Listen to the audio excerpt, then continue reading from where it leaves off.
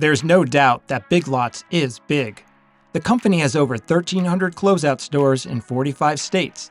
By acquiring leftover, discontinued, and otherwise unwanted products from 3,000 vendors, they have carved a much-needed niche in the market for bargain-hunting consumers. But the company has seen its fair share of trouble, and with its stock down almost 75% in the past year alone, its future is uncertain. So, what happened to Big Lots? Let's find out.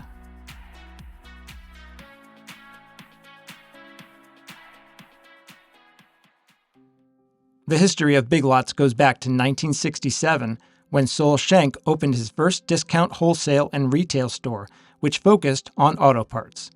Over the next 4 years, Schenck's stores grew into a small chain of Corvair auto stores.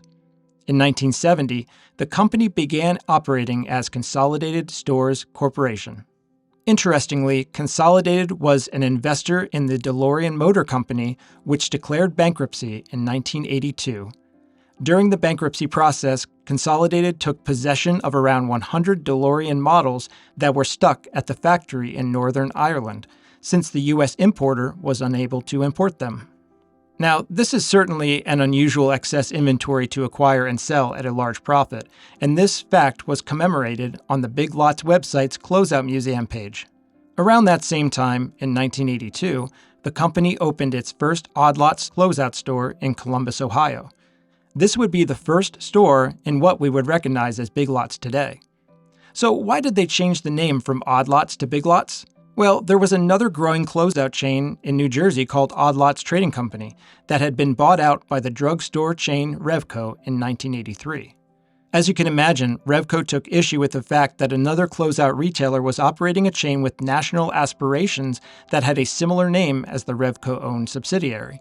And so Consolidated agreed to limit their use of the Odd Lots name to just the stores located within a certain radius of Columbus, Ohio. Beyond that radius, they opened stores under the Big Lots and Small Lots names. Eventually, all Odd Lots stores were rebranded as Big Lots. Now, just 3 years after opening that first store in Columbus, Consolidated went public in 1985 with a $33.4 million stock offering. Most of the funds raised went to pay off debt incurred during the purchase of Consolidated from its main stockholders, and only $1.9 million of the money was earmarked for the opening of around 45 stores. 2 subsidiaries, AMT and Corvair Auto Parts, were divested in order to focus on the retail and closeout business. Expansion was swift, and with the addition of over 300 stores since 1982, they became the nation's largest closeout chain. But with quick expansion came many problems. According to Sol Schenck, they knew how to secure merchandise, but were lacking in installing procedures and people. The bottom line was that sales were down, and the warehouse was a mess. As a result, they were not able to meet sales projections since they didn't have the attributes and professional skills of a company their size. Another problem was that their shelves were being filled with low-end goods, which was great for the consumer, but left the company with thin margins. The solution was to bring in a whole new layer of top management talent to improve operations by developing new systems, including computerized truck routing systems, an electronic mail system, and a centralized training system to help standardize store operations. Also, they planned to venture into markets that were unfamiliar to them, such as soft goods and the import market. This would, hopefully, improve the company's margins. And by 1994, these strategies seemed to pay off. They were named by Discount Store News as one of the 10 most profitable chains. And expansion continued in the 90s with the opening of Big Lots, Odd Lots, It's a Deal, All for One, and Consolidated Stores locations. Confusing, I know. And this made it difficult to focus all their marketing efforts on just one brand. Basically, they had too many brands.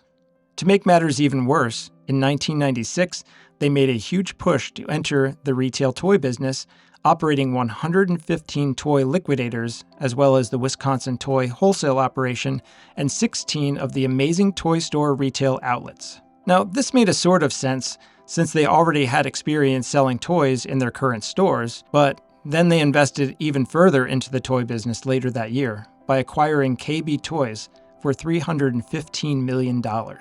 Overnight, they owned the second largest toy business in the country, going up against the toy giant Toys R Us. And the acquisitions didn't stop there. The next year, they bought out another closeout chain, McFrugal's, which also gave them the Pick and Stave brand as well. This gave them a decent-sized presence on the West Coast.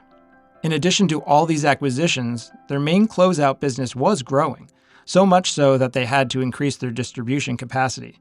On top of that, they also made plans to improve the furniture business, and by 1998, they operated 171 furniture departments within Big Lots general discount stores, and also had 26 freestanding Big Lots furniture stores with plans to open more locations.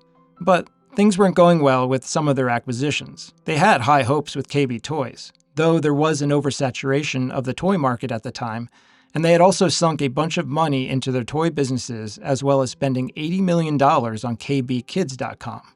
So, in 2000, Consolidated opted out of the retail toy market altogether by divesting its toy operation, KB Toys Division, and selling it for $300 million, taking massive losses. Once again, they returned their focus to a single closeout business model and made plans to improve their overall business.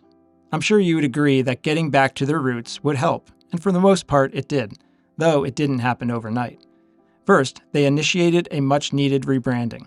They changed the company's name from Consolidated Stores to Big Lots Incorporated. Second, they planned to bring all of their 1,300 stores together under the Big Lots name. 856 stores already operated under the Big Lots name, and the rest, which were Odd Lots, McFrugal's, and Pick and Save, would have their names changed by the end of 2002. Third, they worked on a marketing strategy in order to appeal to a broader demographic. Basically, they targeted a customer who wants a bargain but doesn't necessarily need a bargain. And finally, each store underwent some renovations and improvements, with better lighting, a fresh coat of paint, and so on, in order to make their stores brighter, friendlier, and with better customer service overall. They also expanded their home furnishing offerings and seasonal items. Okay, so now that they had all their stores under one name, the task of advertising was much simpler. In addition to focusing all their marketing efforts on one brand name, they also doubled their advertising budget. The marketing was designed to overcome the current stigma of shopping at closeout stores. The message was that not only was shopping at Big Lots nothing to be ashamed of, but it was the smart way to shop. Additionally, they also conveyed the message that since the products are changed frequently, those who wanted to save the most money and get the best products needed to shop at Big Lots every week. Now, as you'd imagine, this didn't turn things around right away. Big Lots faced a $10.7 million loss in August 2001. This was caused by slow sales and lowered profit margins, though the company's continued investment in converting its multiple non-Big Lots named stores into Big Lots had something to do with it as well. In response to the falling stock price, the company slashed prices nationwide. They also implemented more changes, such as upgrading the company's merchandising system as well as adding more distribution centers, which would allow the company to stock their stores with more items.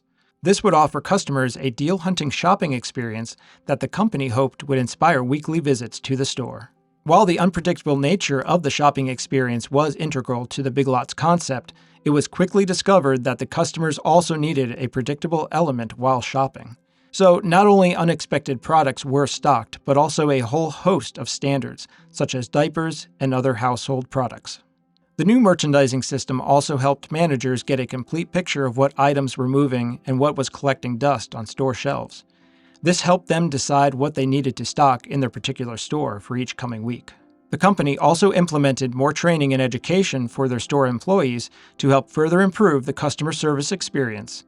Customer surveys were also started, which were tied to employee bonuses. Around this time, Big Lots expanded its business to include an online business-to-business store called BigLotsWholesale.com. Since there was no membership fee to use the site, non-business customers could shop there as well. A lot was going on at the company, and I'd say they were primed for a major turnaround. And that turnaround came in 2002. It was clear that the investments and improvements began to pay off. And the advertising campaigns were beginning to bear fruit as well, which led the company to expand even further. Also, they started adding more furniture departments to even more stores, and as a result, the furniture segment grew at least 35%, becoming one of Big Lots' most profitable sectors. By May of 2002, Big Lots reported its first quarter net income of $12.2 million, which was up huge compared to $0.3 million a year earlier. Though they closed stores during the 2000s, their profitability was increasing each year. Because they were focused on their main closeout business, and this type of business has unusually large gross profit margins, their continued profitability was no surprise. Digging into their earnings reports from 2008 and 2009, I found that their earnings per share actually increased steadily during these gloomy years. It was probably due to the fact that more people were looking for great deals on everyday items, and Big Lots offered what they wanted and needed during these hard times. And earnings kept steadily increasing each year following the recession, and through the end of the 2010s with the implementation of their transformative structuring strategy, Operation North Star. And despite the events of 2020, earnings spiked. Now, the company attributes this to government stimulus checks, the emergence of a nesting trend among consumers, and Big Lots' status as an essential retailer. Though I'm sure their 30% across-the-board associate discount in 2020 also helped. Earnings were down in 2021, though still above 2019 levels. But in 2022, the company reported a huge loss. According to their 2022 annual report, they attributed this to an extremely difficult consumer environment, as well as the absence of government-sponsored relief packages that were present in 2021. In addition, inflation negatively impacted discretionary spending. The market hasn't taken this news well, and Big Lots stock is down huge. At the start of 2022, the stock was at about $47. By the end of 2022, it plummeted to $15. Currently, it trades for about $5, since company losses are even deeper this year. Some have attributed this to not only the economy, but Big Lots drifting away from its closeout store roots and inching its way toward what Family Dollar and even Walmart aim to be. Unfortunately, it's uncertain what the future holds for Big Lots. Regardless of what happens in the future, it's hard to argue that Big Lots didn't have a storied past. Starting off as an auto parts closeout store, it expanded quickly to become the largest closeout chain in the country. Along the way, it dealt in DeLoreans of all items, as well as its brief foray owning the number 2 toy retailer in the country. So, what are your thoughts on the rise and fall of Big Lots? Do you think their restructuring strategy will pay off in the future? Or will they join a long list of failed retailers? Please let me know in the comments below. Also, if you'd like me to make a video covering another topic or expand upon anything in this video, please be sure to add that as well. Thank you for watching.